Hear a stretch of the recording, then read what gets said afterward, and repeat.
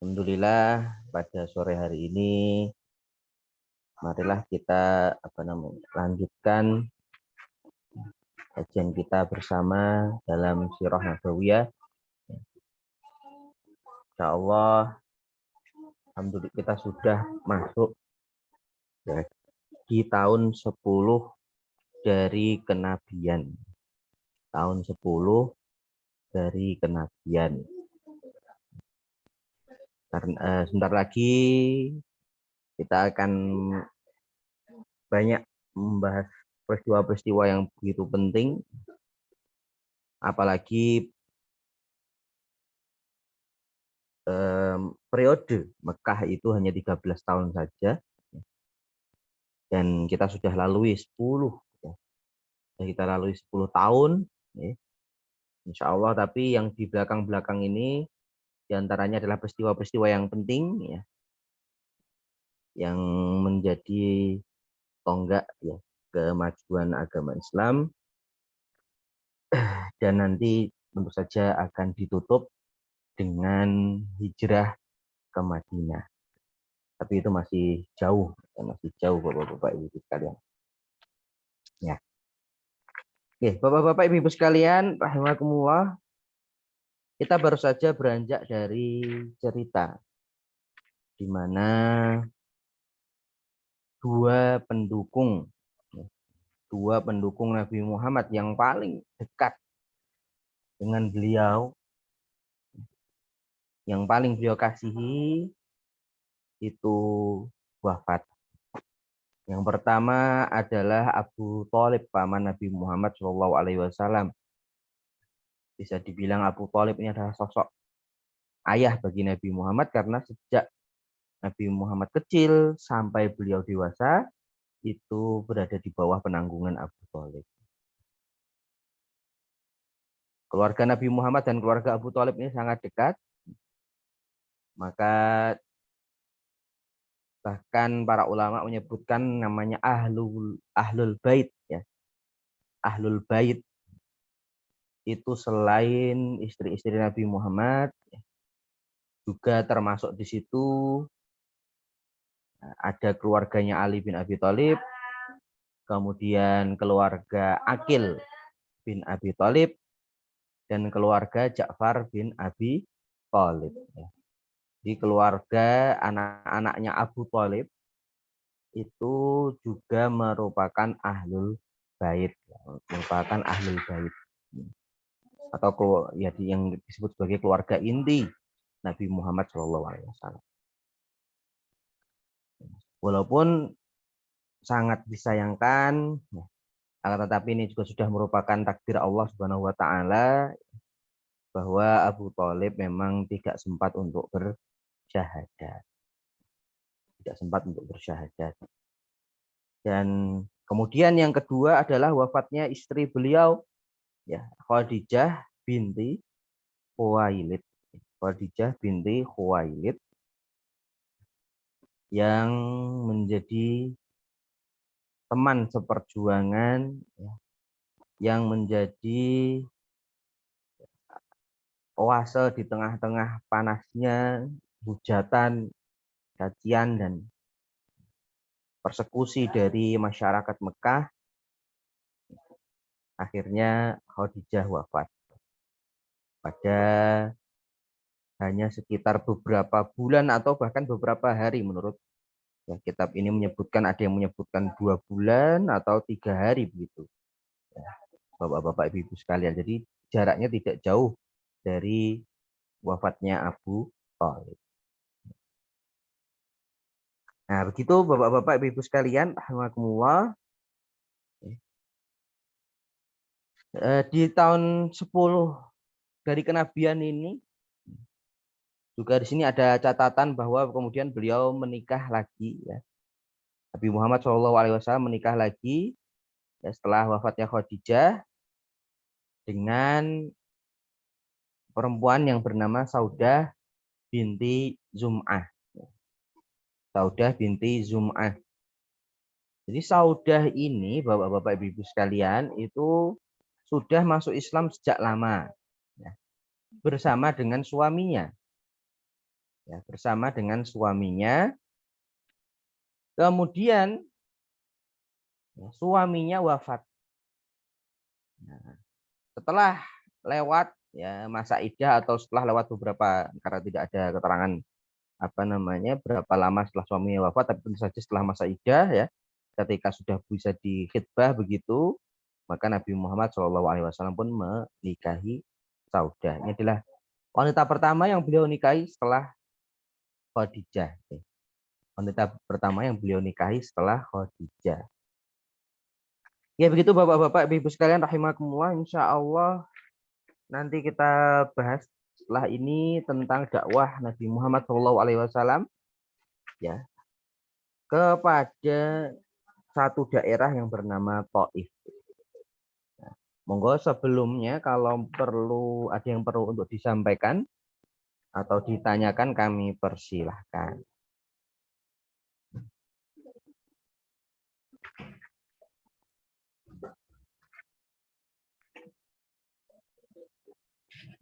Monggo Bapak-bapak Ibu sekalian kalau ada yang mau disampaikan atau ditanyakan kami persilahkan sebelum kita masuki materi baru.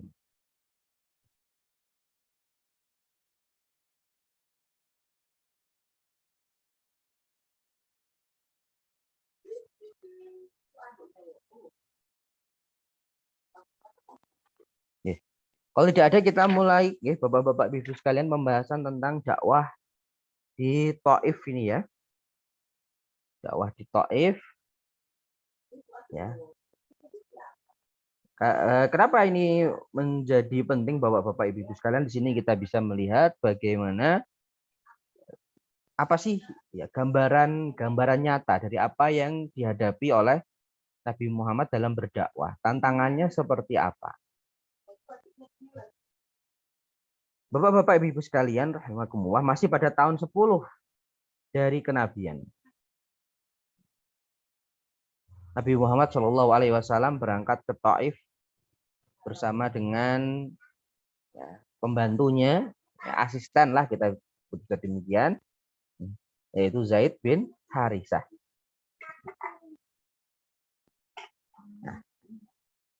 Nah, sebetulnya Taif ini tidak jauh nih dari Mekah, Bapak-bapak Ibu sekalian ya, kalau dibandingkan dengan Madinah yang jaraknya kurang lebih 400 kilo, ya, 450 kilo. Mekah ini hanya berjarak sekitar 100 kilo, 90 sekian kilo dari kota Mekah. Taif ini adalah wilayah dataran tinggi. Menarik ya Bapak-bapak Ibu sekalian. Ini Taif merupakan wilayah dataran tinggi. Di sana ketika musim panas itu bisa saja dingin karena wilayah gunung, dataran tinggi. Dan wilayah Taif ini termasuk dari sedikit wilayah di Jazirah Arab yang tanahnya subur, bisa ditanami. Jadi di Taif itu ada kebun-kebun anggur, Bapak-bapak Ibu sekalian, ada kebun-kebun mawar, kebun-kebun sayur, begitu ya. Air di situ juga cukup berlimpah. Nah, dan Taif ini sebetulnya masih dikuasai oleh kabilah-kabilah ya yang ya dibilang masih ada hubungan dengan Quraisy gitu ya. Walaupun tentu saja bukan Quraisy yang menguasai Taif. Namanya kabilah Bani Thaqif. Kabilah Bani Thaqif.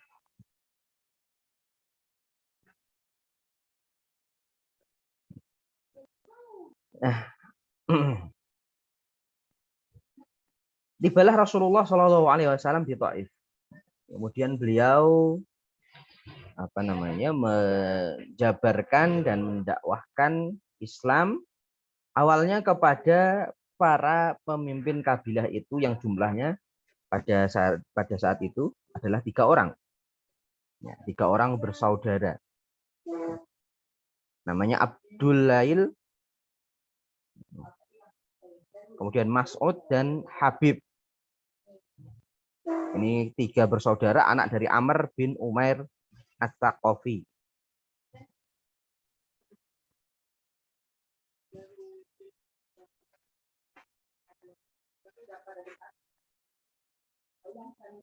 Nah, dari hasil dakwah itu ternyata tiga-tiganya tidak ada yang mau menerima, bapak-bapak ibu sekalian. Semuanya menolak. Ya sudah, nggak mau ya sudah, kata Nabi Muhammad, nggak apa-apa. Beliau hanya bilang, idza fa'altum ma fa'altum faktumu anni. Ya, kalau jenengan-jenengan di sini tidak mau menerima apa yang saya sampaikan, tidak apa-apa. Tapi tidak usah kedatangan saya digembar-gemborkan, diumumkan begitu ya. Maka kemudian Nabi Muhammad SAW tidak menyerah. Ya. Beliau disebutkan itu berada di Taif sampai 10 hari, bapak-bapak gitu. Ngapain? Ya tentu saja beliau berputar, berkeliling di sekitar wilayah Taif itu ya, untuk mendakwahkan Islam, mengajak orang-orang untuk masuk Islam. Akan tetapi bapak-bapak ibu-ibu sekalian belum ada yang mau, belum ada yang mau menerima. Bahkan ketika Nabi Muhammad SAW pulang ke kota Mekah, maka kemudian ya, beliau ini diikuti oleh rombongan orang-orang ya, yang tidak beradab, tidak berpendidikan begitu ya, menghina-hina beliau, teriak-teriak. Kemudian ya, setelah rame orang-orang ya mengikuti beliau dari belakang, mulai ada yang melempar batu. Ya, mulai ada yang melempar batu sedikit, kemudian lama-lama menjadi banyak, ya, sehingga bahkan disebutkan ketika beliau itu keluar dari kota Taif, kaki beliau itu berdarah-darah, bapak-bapak. Ya. Zaid bin Harisah beliau mencoba untuk melindungi Nabi Muhammad sekuat dirinya, ya, tapi satu orang berhadapan dengan mungkin ratusan orang begitu ya, buat apa? Ya, bisa apa? Sampai beliau pun sendiri juga terluka.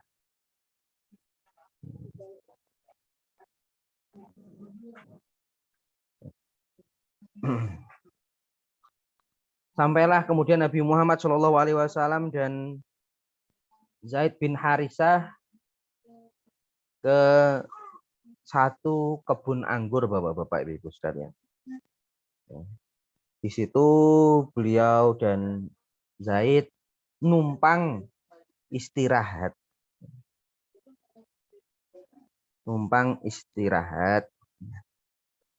Maka disitulah Nabi Muhammad SAW berdoa kepada Allah Subhanahu Wa Taala, ya, mencurahkan ya, isi hati beliau ya. Beliau mengadukan kepada Allah kelemahan beliau ya.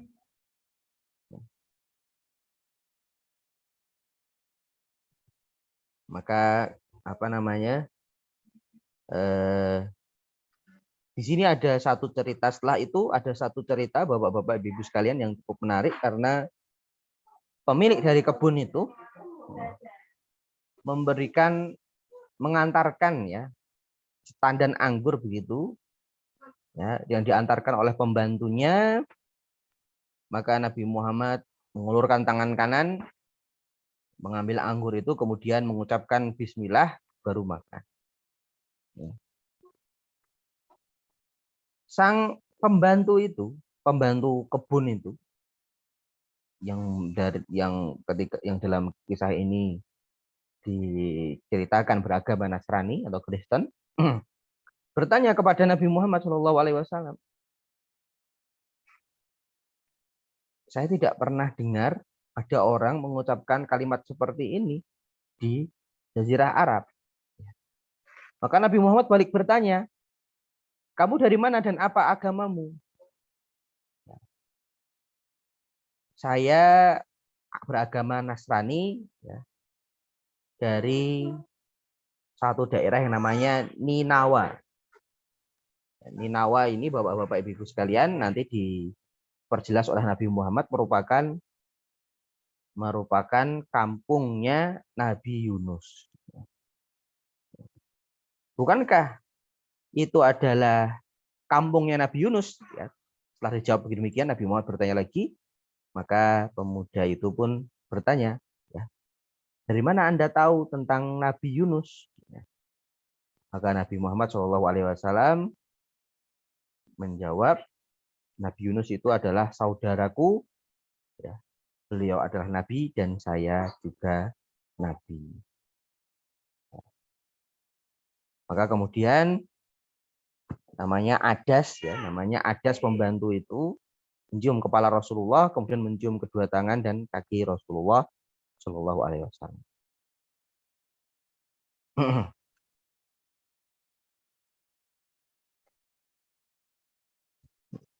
Tuannya yang punya itu ketar-ketir, bapak-bapak ibu sekalian, khawatir lah. Ya, mereka kenal Rasulullah, tahu Rasulullah. Ya, apa namanya? Ya, yang satu bilang, tuh loh, membantumu jadi ikut agama Muhammad. Ya. Ya. Maka ketika datang ditanya, kenapa kok kamu mencium kepalanya Muhammad? Adas menjawab bahwa, wahai tuanku, tidak ada apapun di atas muka bumi ini yang lebih baik daripada laki-laki itu. Ya.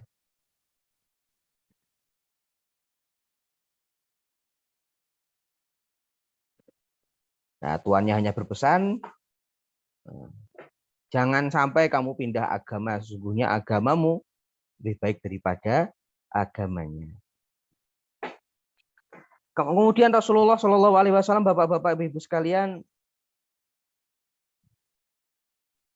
kembali pulang ke kota Mekah, berjalan kembali ke kota Mekah. Di satu tempat yang namanya Qarnul Manazil, ini masih ada tempatnya itu di sekitar kota Mekah, namanya Qarnul Manazil. Datanglah malaikat Jibril, ya, diutus oleh Allah Subhanahu Wa Taala dengan satu malaikat lain. Ya.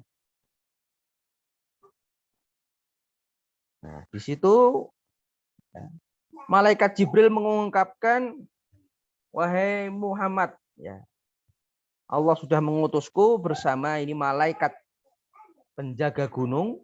Ya. Kalau kamu mau, ya, malaikat penjaga gunung ini bisa menghantamkan, ya, namanya ada bukit Akhsyabin, ya, Akhsyaban, dua bukit, ya, itu dua bukit di dekat kota Mekah. Ya, malaikat ini bisa menghantamkan bukit Akhsyaban, ya, ke Taif kalau kamu mau, wahai Muhammad. Ya.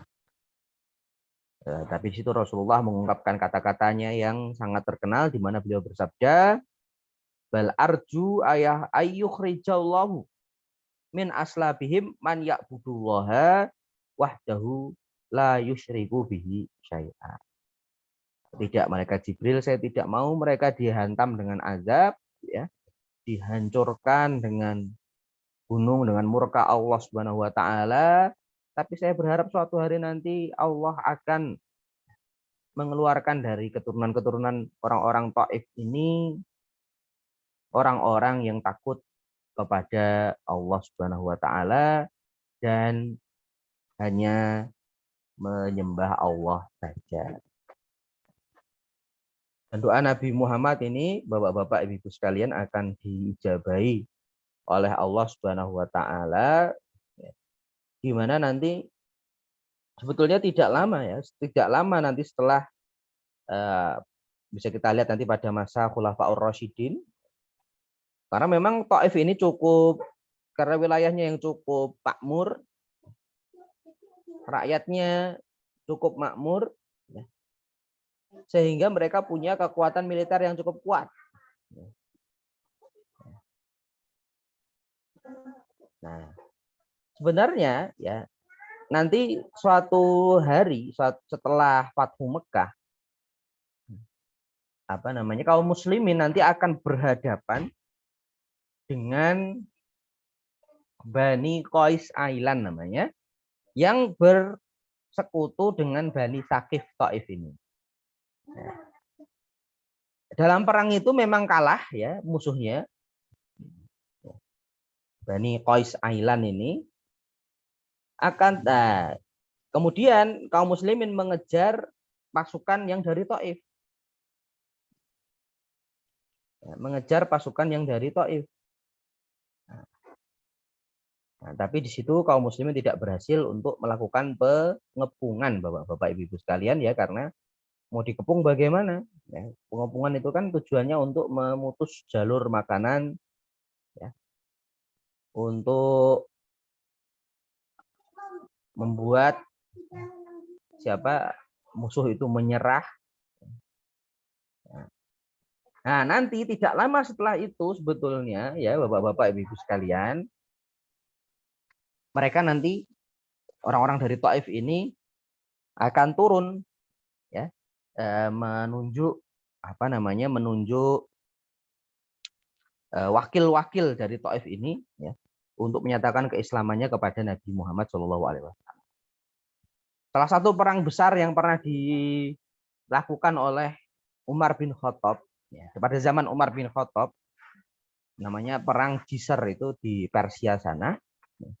Panglimanya itu sudah orang Taif, Bapak-bapak Ibu sekalian, yang namanya Abu Ubaid At-Taqafi ya.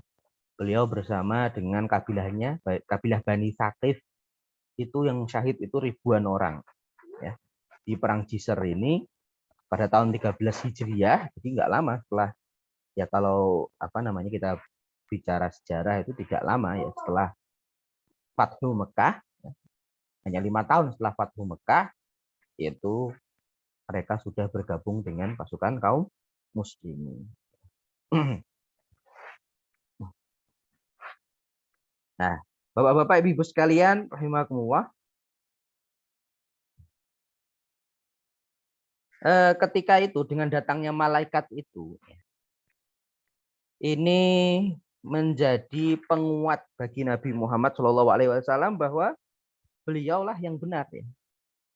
Walaupun kelihatannya beliau lemah, tapi beliau itu dilindungi dan didukung oleh Allah Subhanahu wa taala.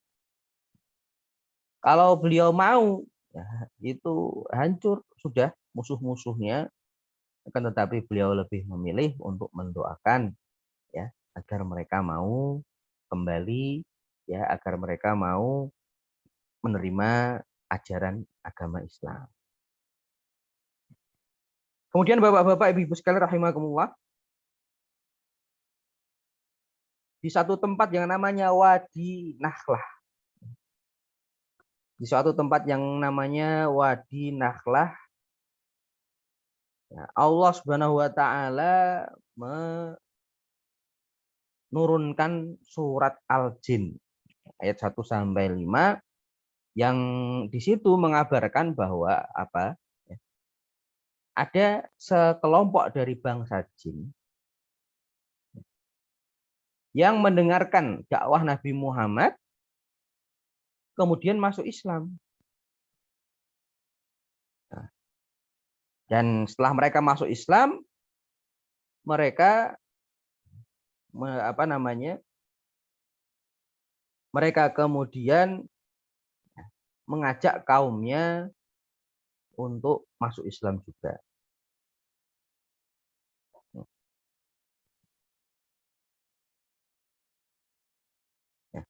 Dari ini juga merupakan, maksudnya kenapa kok dikabarkan seperti itu? Ini juga Bapak-bapak Ibu sekalian merupakan penguatan dari Allah Subhanahu wa taala. Memang manusia tidak menerima ya. Manusia tidak menerima, tapi ada yang menerima dakwah Nabi Muhammad ketika itu. Karena dalam perjalanannya ketika itu luar biasa Bapak-bapak Ibu sekalian, dari Mekah ke Taif ya.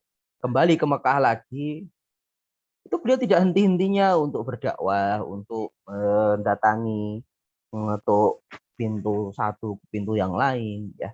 Dan belum ada yang menerima. Ya. Tapi Allah itu kabarkan ada yang menerima, tapi bukan golongan manusia. Yang menerima adalah golongan jin. Ya. Yang menerima adalah golongan jin. Yang Allah kabarkan dalam surat Al-Jin. Di mana ini menjadi juga ya tambahan semangat untuk Nabi Muhammad SAW bahwa ya dakwahnya memang tidak sia-sia, tetapi hasil yang nyata itu ada melalui kabar dari Allah Subhanahu Wa Taala tentang ada makhluk-makhluk gaib yang tidak bisa dilihat oleh Nabi Muhammad, yang tidak diketahui oleh Nabi Muhammad itu ada yang menerima Islam, ya, ada yang menerima Islam.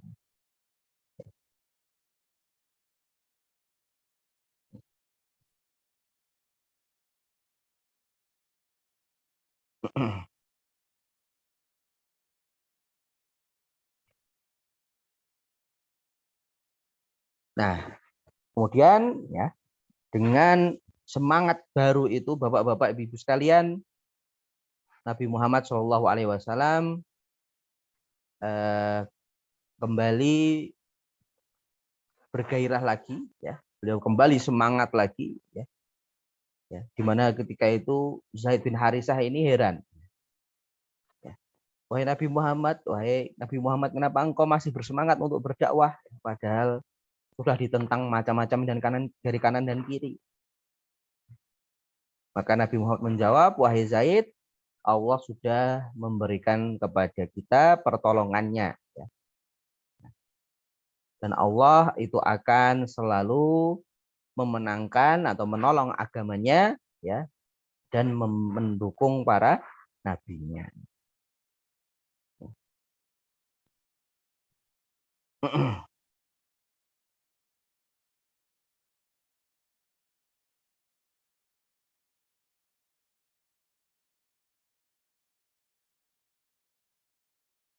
Begitu Bapak-bapak Ibu sekalian, ya, dakwah Nabi Muhammad SAW di kota Taif. Walaupun sebenarnya ya Nabi Muhammad itu ya kalau dari segi lokasi, ya, dari lokasi di mana beliau berdakwah memang di antara awal-awal beliau mencoba berdakwah di luar kota Mekah. Kenapa demikian Bapak-bapak Ibu sekalian? Karena kota Mekah itu setiap tahun menjadi ya, tuan rumah ibadah haji. Nah, sebenarnya setiap tahun Nabi Muhammad itu berdakwah keluar kota Mekah, ya, dengan mendakwai orang-orang yang datang ke kota Mekah. Nah, ini di sini penulis ya mendekatkan bahasan ini karena bahasannya sama, yaitu objek dakwah orang-orang yang di luar Mekah. Ya, kebetulan kalau ke Taif ini memang beliau datangi sendiri, ya. Beliau datangi sendiri. Ya. Sedangkan yang lain, apakah Nabi Muhammad pernah berdakwah kepada orang-orang luar Mekah? Pernah Bapak-bapak Ibu sekalian, dan sering sekali sebetulnya, ya. Di setiap musim haji, ya. Di setiap musim haji beliau selalu menyempatkan diri, ya, mendatangi orang-orang yang datang dari seluruh penjuru Jazirah Arab yang datang ke kota Mekah, ya, untuk beliau dakwahi.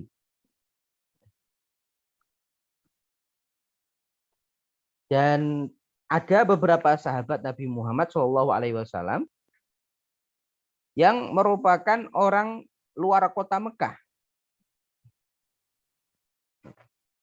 Ada misalnya yang kita kenal Abu Dzar Al-Ghifari.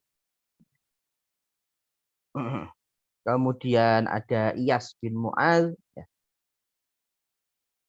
Kemudian ada Suwaid bin As-Somit. Kemudian ada Tufail bin Amr Ad-Dausi. Kemudian ada Wiman Al-Azdi.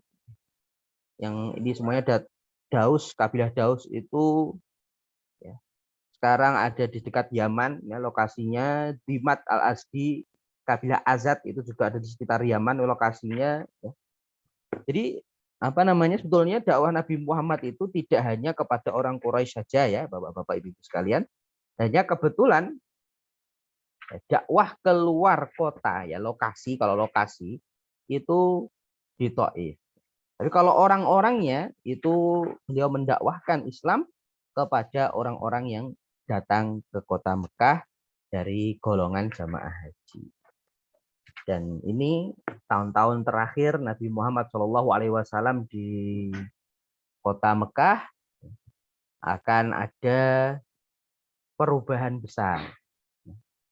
Akan ada perubahan besar di sini, ya, di mana kalau sebelumnya itu yang menerima Islam, yang menerima Islam itu mungkin jumlahnya sedikit atau perorangan, ya, pada masa ini nanti ya, Nabi Muhammad SAW akan mendapatkan kabar gembira dari Allah berupa masuk Islamnya, ya, bisa dibilang benih-benih Islam di kota Madinah Al-Munawwarah yang ketika itu masih bernama Yasrib. Ya, Bapak-bapak Ibu sekalian rahimakumullah. Ini tahun 11 Hijri, 11 Hijri ya. 11 dari kenabian. Seperti biasa Nabi Muhammad SAW berdakwah di tengah-tengah jamaah haji.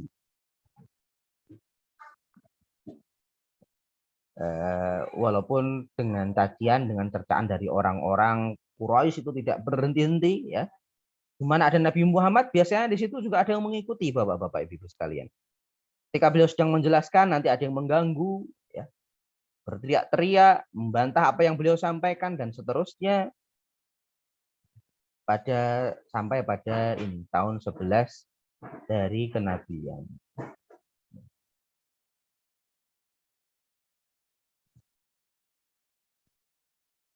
Nah, pada malam hari itu datanglah Nabi Muhammad SAW ke Aqabah, ya, ke Mina. Kemudian beliau di situ masih mendengar ada suara-suara orang berbicara. Maka Nabi Muhammad mendatangi karena sudah malam. Di sini tidak diceritakan beliau diikuti orang. Biasanya itu ada yang mengikuti Bapak-bapak Ibu sekalian. Biasanya ada yang mengikuti. Ya. Ikuti untuk apa? Untuk membantah, untuk meyakinkan orang-orang yang didakwahkan Nabi Muhammad yang bahwa isi dakwah Nabi Muhammad ini omong kosong dan lain sebagainya. Nah, ketika malam hari itu, di sini kebetulan diceritakan tidak ada yang mengikuti. Pada malam hari kok masih ada orang bangun, ya, masih ada jamaah haji yang bangun di Mina, ya, di Mina. Maka Nabi Muhammad datang ke sana. Ketika Nabi Muhammad datang ke sana, itu ada 6 orang Bapak-bapak Ibu sekalian, ya.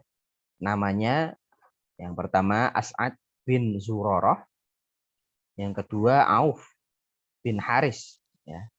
Yang ketiga Rafi' bin Malik, yang keempat Qutbah bin Amir, yang kelima Uqbah bin Amir, keenam Jabir bin Abdullah. Mereka semua ini sebetulnya dari satu suku yang sama, satu suku besar namanya suku Khazraj. Dan mereka ini masing-masing memiliki posisi yang penting di, ya, kaumnya, pada kaumnya masing-masing. Dan mereka ini sudah mendengar berita dari orang-orang Yahudi bahwa sebentar lagi akan ada utusan Allah.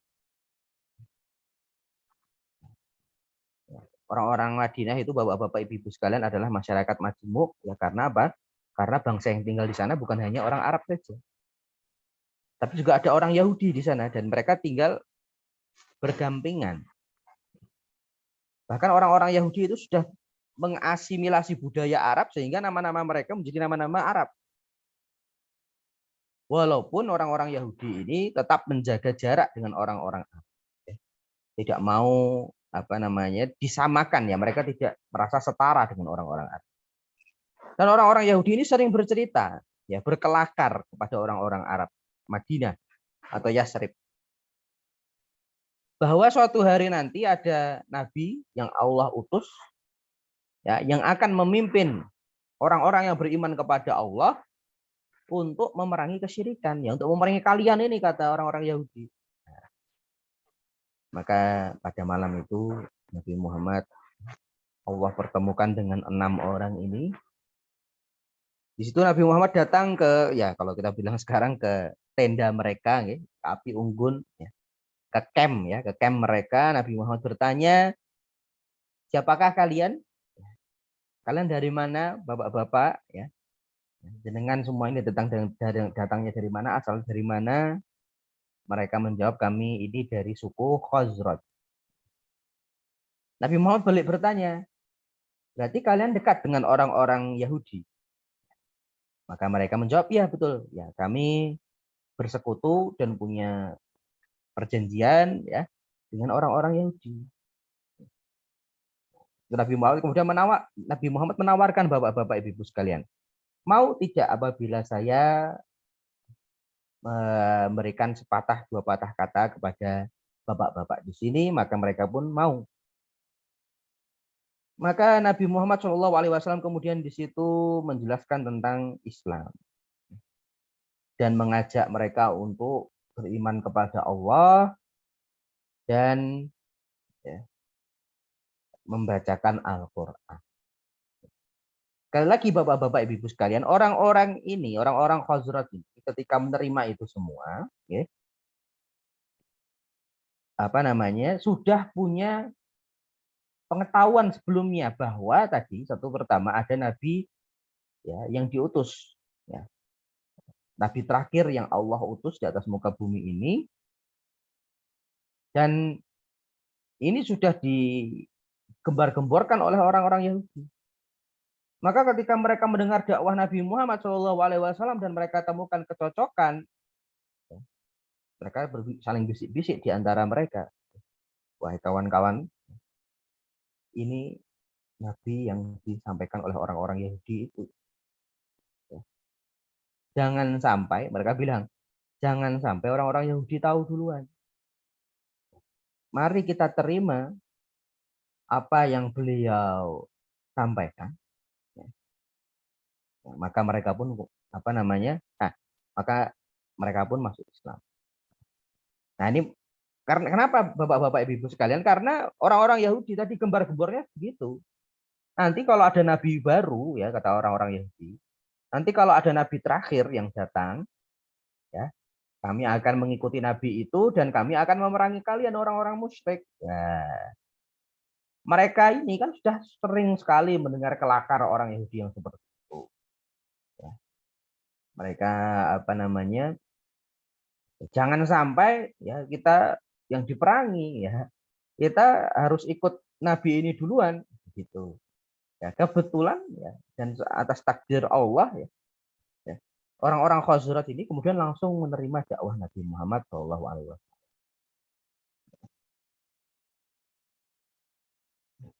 Begitu bapak-bapak ibu sekalian, ya, ini adalah benih awal, ya. Mengapa kok Nabi Muhammad hijrah ke Madinah? Tentu saja karena pertama memang perintah dari Allah, kedua karena ada sisi strategisnya juga, di mana nanti memang Madinah ini sudah dihuni oleh kaum muslimin, ya, dihuni oleh orang-orang asli Madinah yang mau masuk Islam. Ini dakwah, ya, kepada 6 orang ini langsung diterima oleh, ya, 6 orang ini. Mereka semua mau masuk Islam setelah mendengar penjelasan Nabi Muhammad, dan nanti akan dilanjutkan ini bapak-bapak ibu sekalian dari tahun ke-11 ini nanti berlanjut komitmen orang-orang Ansor, orang-orang Khazraj, orang-orang Aus, ya, dengan Islam. Ya, nanti kita akan bahas bersama-sama. Baik Bapak-bapak, Ibu-ibu sekalian rahimakumullah. Kita sebelum membahas yang namanya bai'ah Aqabah. Aqabah itu dinamakan dari jumroh Aqabah itu yang ada di Mina atau bai'at antara Nabi Muhammad dengan penduduk-penduduk Yasrib ya. Kita membahas dulu satu kejadian yang sangat penting di dalam Islam ya, yang menjadi motivasi besar untuk Nabi Muhammad SAW, di mana ya itu adalah yang mana peristiwanya itu adalah peristiwa Isra Mi'raj. Bapak-bapak, Ibu-ibu sekalian rahimakumullah. Isra Mi'raj itu kapan terjadinya? Itu banyak sekali ceritanya ya Bapak-bapak, Ibu sekalian. Ada yang mengatakan itu terjadi tahun 13 dari kenabian, ada yang mengatakan tahun 12 dari kenabian, ya. Ada yang mengatakan tahun ke-10 dari kenabian, ya. Ada yang mengatakan tahun ke-5 dari kenabian atau bahkan tahun pertama kenabian. Akan tetapi kalau kita lihat memang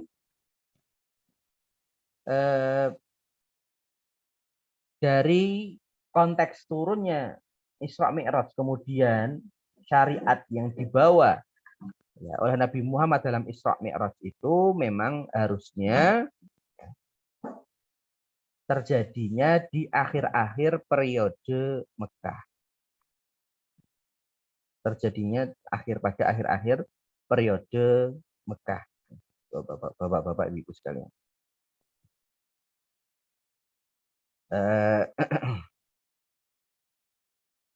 Nah, ceritanya itu bagaimana? Yang penting itu demikian. Tahun berapa Tat ya? Yang penting pada akhir-akhir periode Mekah. Nah, ceritanya bagaimana? Jadi Allah Subhanahu wa taala menurunkan malaikat Jibril dengan membawa buraq untuk mengajak Nabi Muhammad Shallallahu alaihi wasallam pergi ke Baitul Maqdis. Pergi ke Baitul Maqdis. Nah, di sana Nabi Muhammad Shallallahu alaihi wasallam sholat, kemudian setelah itu ya, ini yang dinamakan sebagai Isra. Nah, kemudian setelah itu dari Baitul Maqdis Nabi Muhammad Shallallahu alaihi wasallam bersama malaikat Jibril Mi'raj ya. Kalau Isra itu perjalanan malam hari, Bapak-bapak, Ibu sekalian, Mi'raj itu adalah perjalanan naik ke atas ya. Naik ke langit ke-7 kalau dalam konteks Isra Mi'raj ini.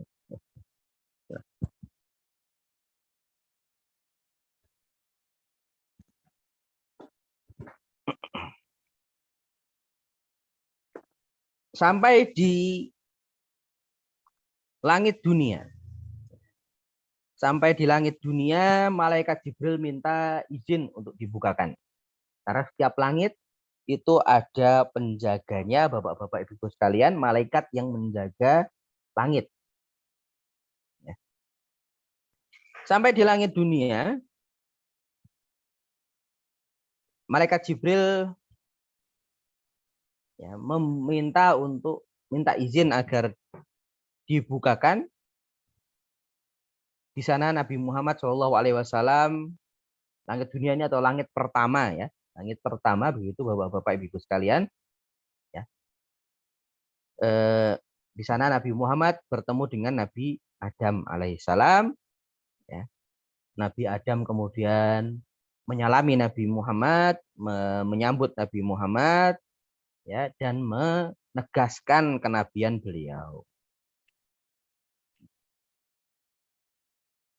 Kemudian dari langit dari langit pertama Nabi Muhammad dan malaikat Jibril melanjutkan perjalanan ke langit kedua. Sama di sana malaikat Jibril minta untuk dibukakan ya. Nanti ditanya, siapakah engkau ya.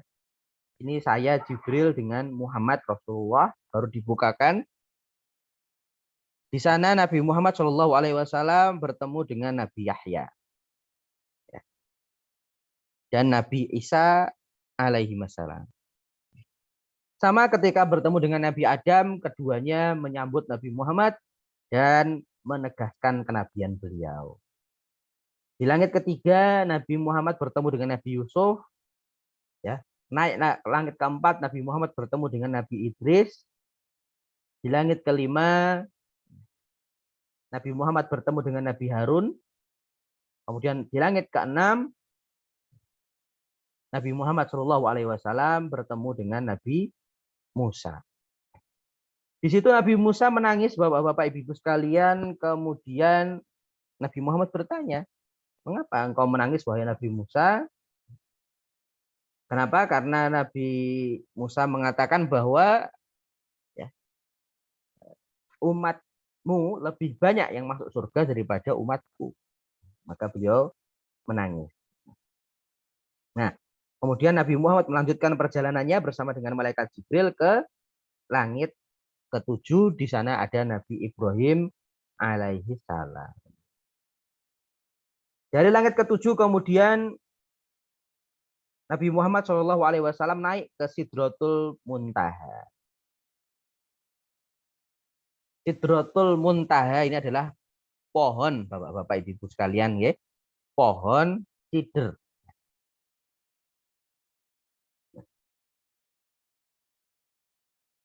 Nah, di sana Nabi Muhammad kemudian naik lagi ke Baitul Ma'mur. Baitul Ma'mur ini miniaturnya ada di dunia, namanya Ka'bah. Ya, aslinya itu adalah Baitul Ma'mur. Nah, Ka'bah ini adalah miniaturnya. Nah, di sana setelah itu juga Nabi Muhammad melihat surga dan neraka. Kemudian Nabi Muhammad dibawa ke satu tempat, ya, di situ beliau bisa mendengar suara-suara goresan pena dari, ya, apa namanya, Lauhul Mahfud, bapak-bapak ibu sekalian. Nah, disitulah kemudian Nabi Muhammad Shallallahu Alaihi Wasallam menerima wahyu dari balik hijab atau dari balik penutup, dari menerima wahyu dari Allah Subhanahu Wa Taala tentang kewajiban sholat dari balik hijab. Ya, artinya Nabi Muhammad tidak secara langsung melihat Allah Subhanahu Wa Taala. Kemudian Nabi Muhammad turun ke langit ke-6, bertemu dengan Nabi Musa. Nabi Musa menanyakan apa yang Allah syariatkan kepada Nabi Muhammad. Nabi Muhammad menyatakan 50 sholat. Nabi Musa kemudian memberikan nasihat kepada Nabi Muhammad untuk, dalam tanda kutip, ya, nego. Ya, menego sholat itu minta untuk dikurangi. Nabi Muhammad kembali naik ke atas, ya, minta agar sholatnya dikurangi, kemudian dikurangi 5 menjadi 45, ya. Turun lagi kepada Nabi Musa. Nabi Musa meminta agar, ya, Nabi Muhammad mohon kepada Allah agar jumlah sholat dikurangi, ya. Begitu bolak-balik Nabi Muhammad Shallallahu Alaihi Wasallam dikurangi 5 sampai tinggal sholat 5 waktu. Ya, sampai tinggal sholat 5 waktu. Ya. Maka ketika sudah sholat 5 waktu, bapak-bapak ibu-ibu sekalian, ya, Nabi Muhammad turun lagi ke langit ke-6. Ya. Di sana Nabi Musa menanyakan, ya, berapa sholat sekarang yang disyariatkan kepadamu wahai Nabi Muhammad? Nabi Muhammad menjawab 5 sholat. Nabi Musa menasihati, minta, ya, apa namanya, memberikan saran kepada Nabi Muhammad lagi agar untuk minta dikurangi. Maka Nabi Muhammad di situ bersabda, faqad istahyaitu min rabbi walakinni ardo wa aslam. Wahai Nabi Musa, saya sudah malu kepada Allah Subhanahu Wa Taala apabila saya minta untuk dikurangi lagi. Ya, tapi jumlah ini saya sudah ridho dan saya sudah menerimanya, ya, ikhlas menerima perintah Allah tersebut.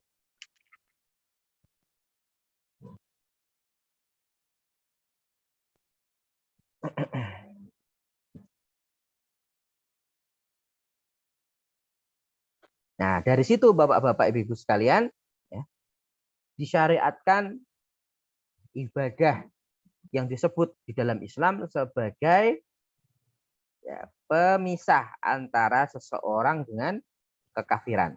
Bainar rajuli wa bainal kufri tarkus shalah. Pemisah antara seseorang dengan kekafiran adalah meninggalkan sholat. Kalau sudah meninggalkan sholat berarti sudah meninggalkan Islam. Posisi sholat dalam Islam sudah merupakan ibadah yang sangat penting sekali.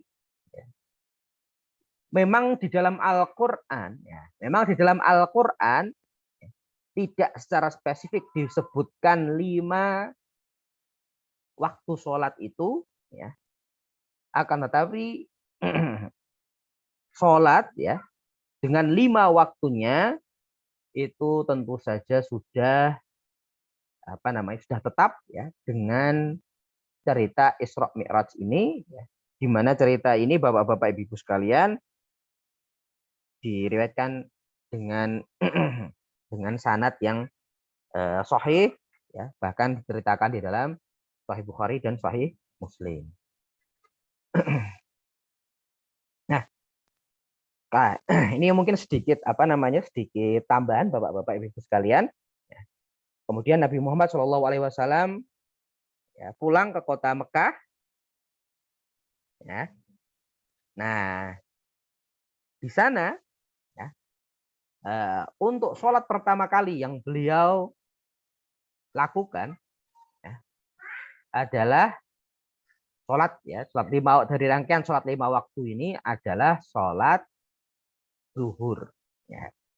Jadi kalau bapak-bapak ibu semuanya bertanya-tanya, sholat 5 waktu pertama apa yang dikerjakan oleh Nabi Muhammad ya, itu adalah sholat zuhur, sehingga sholat zuhur juga disebut sebagai ula ya, al-ula, sholat yang pertama. Nah, sebetulnya banyak sekali bapak-bapak ibu sekalian hal-hal yang beliau lihat di sana ya. Hal-hal gaib yang memang Allah perlihatkan kepada Nabi Muhammad. Khususnya tentang surga dan neraka, nikmat dan azab ya. Beliau di sana melihat malaikat-malaikat menjaga surga, melihat kenikmatan di dalam surga ya. Beliau melihat malaikat-malaikat penjaga neraka yang bahkan ketemu Nabi Muhammad nggak bisa senyum, Bapak-bapak Ibu sekalian. Dan melihat azab-azab neraka ya, sehingga memang beberapa kali Nabi Muhammad SAW menyatakan kepada kita semua ya, kalau kita pernah melihat apa yang beliau lihat, maka kita akan banyak menangis dan sedikit tertawa. Nah, objek-objek gaib yang beliau lihat ini, Bapak-bapak Ibu sekalian, ya, cukup untuk kita imani ya, dan kita yakini. Tidak perlu kita repot-repot mencari gambarannya ya. Hakikatnya seperti apa ya, kecuali yang memang sudah ada deskripsinya dari Allah Subhanahu wa taala. Seperti tadi Sidratul Muntaha ya. Sidratul Muntaha itu pohon sidr. Kalau di Indonesia namanya pohon bidara. Ya, itu tidak perlu kita besarnya seberapa ya, karena satu daun kalau dalam hadis itu besarnya satu daun saja itu sebesar telinga gajah. Ya. Akan tetapi ya tentu saja tidak perlu kita bayangkan, tidak perlu kita susah-susah mencari tahu seperti apa, kecuali yang sudah ada deskripsinya dari Allah Subhanahu wa taala. Untuk hal-hal gaib ini cukup kita imani dan kita yakini. Nah, sampailah Nabi Muhammad SAW di kota Mekah, Bapak-bapak Ibu sekalian. Di sana kemudian beliau menyampaikan apa yang beliau lihat, bahwa beliau melakukan perjalanan pada malam hari dari Ka'bah ke Baitul Maqdis, atau dari Mekah ke Baitul Maqdis, kemudian dari Baitul Maqdis ke atas langit, ya, dan kembali lagi dalam waktu 1 malam. Untuk orang-orang Quraisy, mereka heran sekali. Kenapa Bapak-bapak Ibu sekalian? Karena mereka sering mengadakan perjalanan ke Syam, ke Syria. Ya. Perjalanan ke Syam atau ke Syria ini, ya, wilayah Baitul Maqdis, itu paling tidak menghabiskan waktu 1 bulan hanya untuk berangkat saja. Ya. Dari Mekah ke Baitul Maqdis ya, atau ke Palestina, itu pada saat itu dengan alat-alat transportasi yang ada, menghabiskan waktu 1 bulan lamanya untuk ya perjalanan antara Mekah dengan Baitul Maqdis. Maka orang-orang Quraisy gempar, Bapak-bapak Ibu sekalian. Ini Muhammad ya, mengaku melakukan perjalanan ke Baitul Maqdis ya, kemudian ke langit ke-7 hanya dalam waktu 1 malam pulang pergi. Wong berangkat ke Baitul Maqdis saja itu 1 bulan. Lah kok ini pulang pergi sudah 1 malam. Apalagi tidak cuma ke Baitul Maqdis saja. Nah, maka seakan-akan orang-orang Quraisy ini mendapatkan amunisi ya. Wah, ini sudah jelas bohong kalau mereka bilang. Sudah jelas nggak mungkin. Mereka seakan-akan mendapatkan amunisi bahwa Nabi Muhammad itu dusta. Maka orang yang mereka tuju pertama adalah orang yang paling dekat dengan Nabi Muhammad, orang yang selalu membenarkan beliau, yang selalu mendukung beliau, yaitu sahabatnya Abu Bakar As-Siddiq.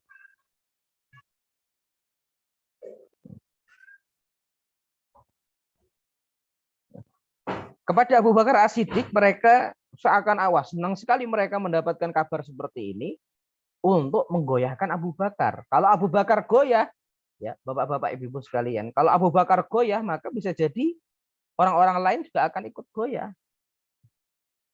Maka jawaban Abu Bakar ketika itu diceritakan, ini Muhammad bilang begini, begini, begini, begini. Ya, Abu Bakar mendapatkan kabar itu langsung dari mulut orang-orang Quraisy. Maka maka Abu Bakar, Bapak-bapak Ibu sekalian, menyatakan pada saat itu, ya jangankan ke sana. Kalau beliau bercerita bahwa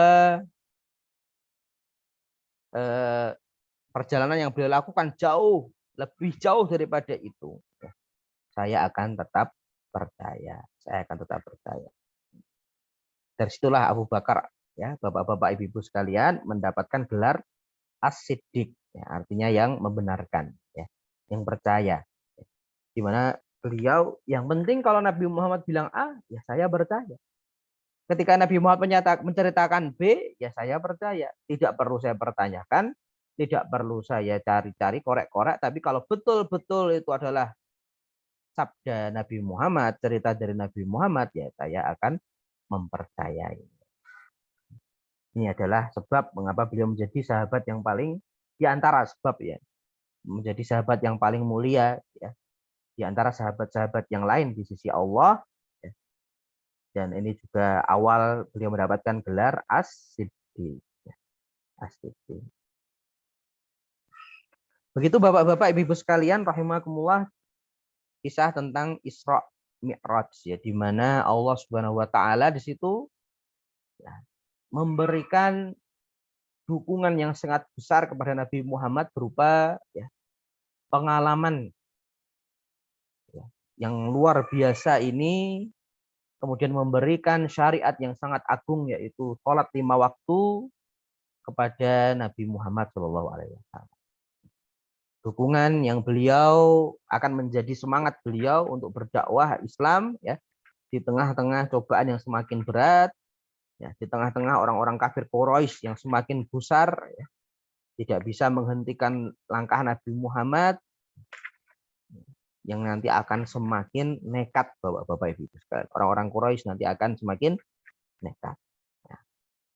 Nah, Begitu Bapak-bapak Ibu-ibu sekalian, monggo sebelum kita tutup kalau ada yang perlu disampaikan ya kami persilahkan.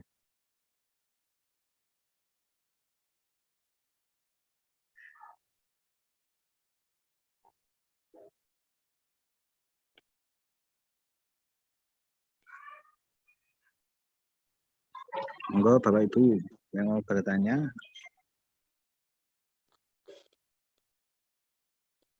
dipersilahkan.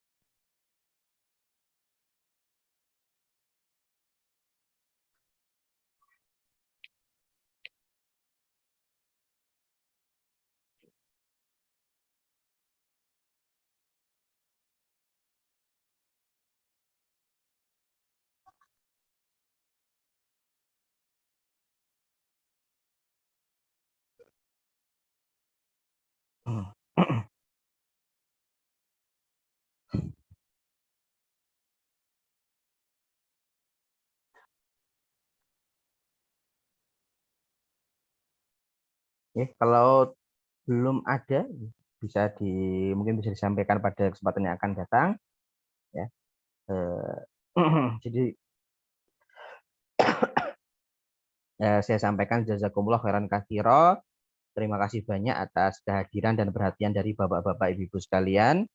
Hanya Allah yang bisa membalas. Semoga Allah Subhanahu wa taala limpahkan rahmat dan barokahnya kepada kita semua. Saya mohon maaf kalau ada kekurangan dan kesalahan dalam penyampaian pada sore hari ini. Kita tutup dengan doa kafaratul majlis bersama-sama. Subhanakallahumma rabbana wa Subhanakallahumma wa bihamdika bihamdika asyhadu alla asyhadu an la ilaha